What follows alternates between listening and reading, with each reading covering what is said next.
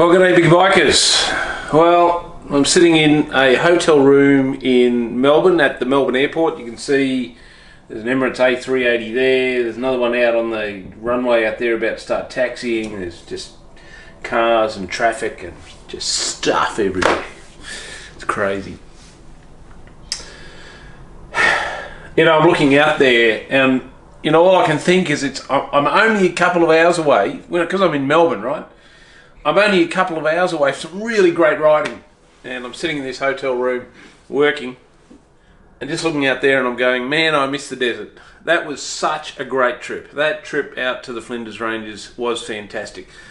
By bike, it's probably only 1,000 kilometres out that way from where I am. So, you know, I could bang it out in a day. I know I can. Anyway.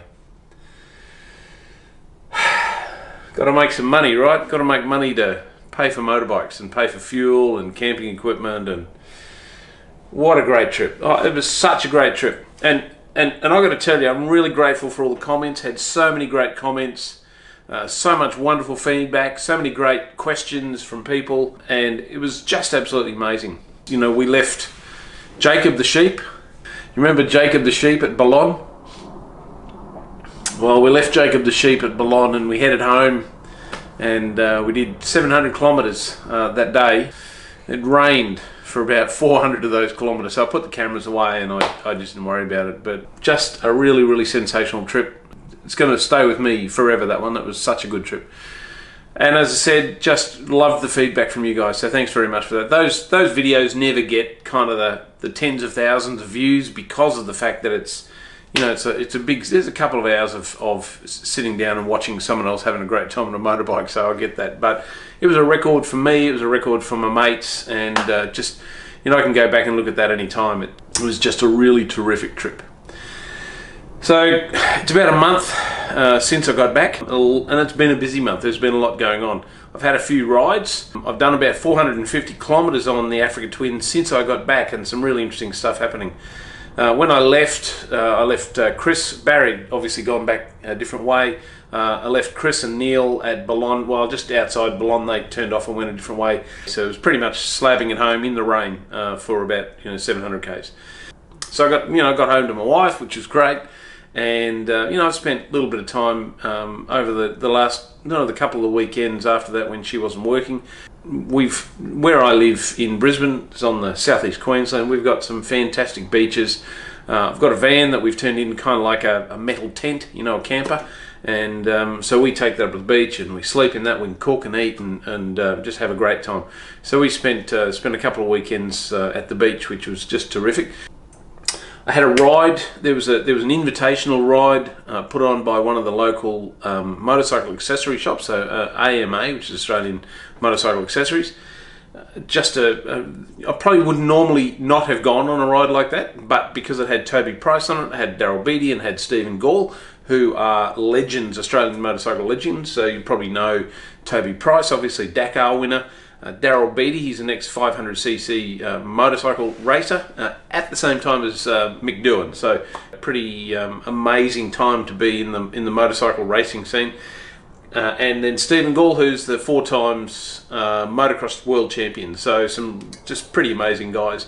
And to be able to go for a ride with them, to be able to go and have a chat with them and talk to them, and they were just other guys on a ride. You know, it was just absolutely terrific to be able to spend that time with them. Daryl Beattie, it was probably 20 years ago that he was racing motorbikes. So in that time, he's still got a very close association with Honda. So he's been running Daryl Beattie Adventures, which is an adventure bike hire. So you go and you hire his motorbike, do fully supported trips across the desert and through the outback Australia on CRF 450s. But just recently he's upgraded his fleet, or upgrading, in the process of upgrading his fleet through to Africa Twins. So, you know, that's pretty exciting as well. He had a bit of a look over my bike. He was on one of the new Adventure Sports, so it was interesting to have a bit of a ride with him as well. Just, as I said, really cool, really generous with their time. And then there was Toby Price, who's a factory KTM rider, won the Dakar. He's won the Fink Desert race in Australia 6 times. He's currently competing in a race in, I don't know, Morocco or somewhere. I mean, the guy's just one of those global factory riders that just races everywhere. So for him to be able to have some time out and come for a ride with just a group of guys, it was about 40 of us, So it was really, really fantastic, just terrific to have. And he saw Daryl's, him and Daryl know each other. Most of the guys in the motorcycle industry in Australia know each other. So he saw, Daryl on his Africa Twin, and he saw me on mine. There's quite a few Africa Twins there, as there were KTMs. And he's gone, hey, give us a ride. Hey, Steve, give us a ride on your Africa Twin. I went, oh, mate, I've seen how you ride motorbikes. There's no way you're getting on my Africa Twin. So anyway, he pestered me, he was running me down, trying to pull me over all the time. Just, we're riding along and he'd come up beside me going, stop, I want to ride your Africa Twin. I go, no, Toby, you can't ride my Africa Twin, you can't. He's like a contracted factory rider, so he's not even allowed to be seen on another motorbike, let alone an Africa Twin. So, none of that's true, by the way, but it was good fun. And we had a good laugh during the day. He was a great guy, really, as I said, just incredibly generous with their time and the way that they were able to interact with everyone. It was just really, really good. So that was one of the rides I did. One of the other rides I did was with my mate Barry. He took his DR650 out and I took the Africa Twin. We were going out to explore some new tracks. Now, if you remember, in the trip out west, we kind of got to the turn off to Inaminka and we went, yeah, you know what, let's just go home. There was a few other things that we wanted to do. There was about another 1,500 kilometres of dirt riding to get back to kind of the Boulogne region. So we kind of went, yeah, you know what, let's just stick to the roads we know and head home. And that didn't work out all that well because of all the traffic at Cameron Corner and stuff, but no big deal. But because we took that diversion and didn't do the 1,500 kilometres additional that we were going to do, I reckon I've dodged a bullet, because after I got back, I did another 450 kilometres on the bike. So somewhere on that 1,500 kilometre kind of turn that we would have had to go on, I reckon my wheel bearing would have failed, because it's failed at 450 k's. Might have even been quicker had I had the bike fully loaded and riding in those dirt conditions. So 450 k's after I got home, wheel bearing failed, and big time. So I actually ended up spending a couple of hours waiting on the side of the road. There was a pub there, so it was okay, but I had to wait for a recovery vehicle. Well, that's it, she's gone. I am about 50 k's from home, but she's gone. She's just completely collapsed now, so I'm not going to ride it any further. So I'll call recovery, get them to come and tow it home, and I'll pull that wheel out and get that bearing changed. Fortunately, I'm at a pub, the Diagula Hotel, so I'm not going to be riding anymore, so I can have a couple of beers. I'll have lunch in there. I'll call the recovery team, and hopefully they'll take long enough for me to have a bit of a relax. There was a pub there, so it was okay, but I had to wait for a recovery vehicle to come get me, and then I pulled the wheel out and had to order the bearings. So I put new rear wheel bearings, and I put a new cush drive bearing, and then dust seals all through the bike. So it's all now nicely greased up and lubed and going really well.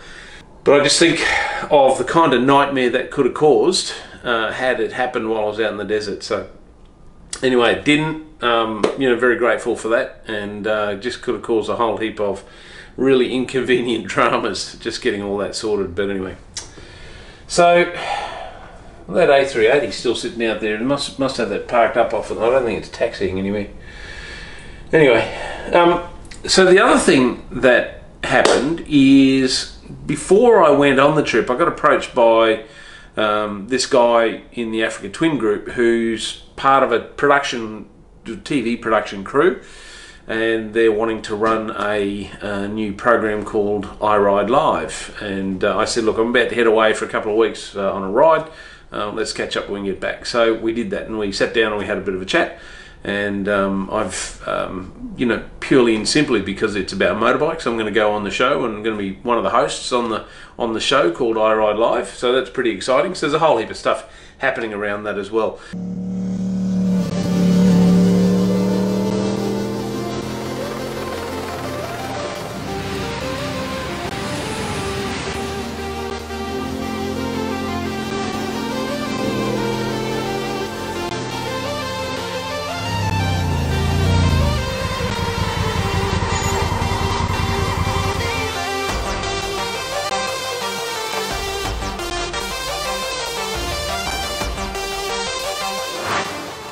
I'm Steve. And I'm Kylie. And we're going to be presenting a motorbike show to you. What's it called? Do we have to say that? We're going to be presenting iRide, which is a motorbike show. So what type of motorbikes are we talking about? All types of motorbikes. We're talking about people who ride motorbikes, the places they ride motorbikes, the things they like to do with motorbikes. So the passion for motorcycling. It's about the passion for motorcycling. And that's where we need your input. We need ideas, we need feedback from you guys. It's the sort of things you want to see. So come and join us. Oh no, I can't say that. So we need your input. Photos, videos, your adventures and any ideas you have for the show. So this is your show with your ideas and your content. And we need your help. So send your ideas up to the cloud. We've got the address here and we'll take care of it. That was stupid, I didn't like that at all.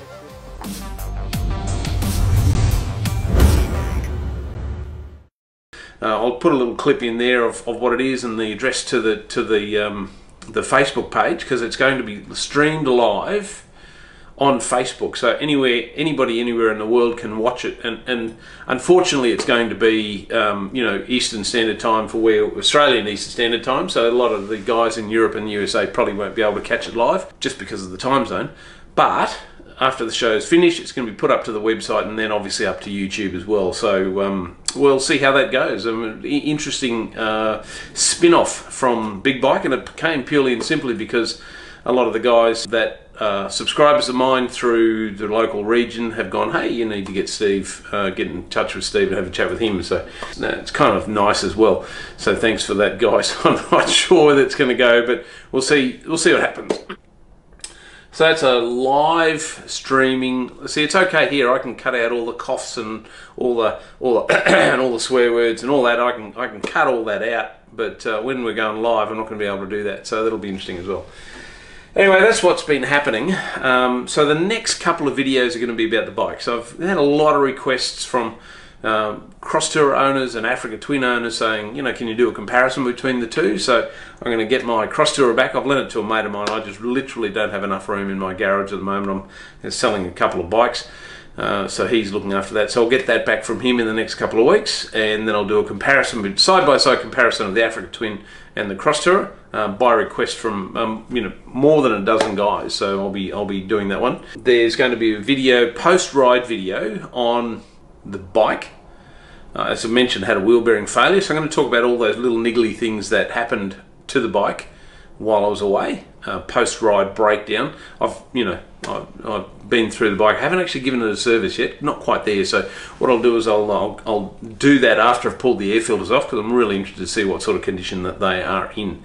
The other thing that's happened is, you know, obviously all my gear is Moscow Moto stuff. Moscow Moto have kind of sent me some t-shirts and some information and said, hey, do you want to be a nomad? I'm going, okay, what does that mean? So, well, because in Australia there's actually not a lot of people down in Australia here talking about Moscow Moto. There's a lot of Moscow Moto gear down here, but there's not a store in Australia. So, you know, I'm going to be kind of representing Moscow Moto down here.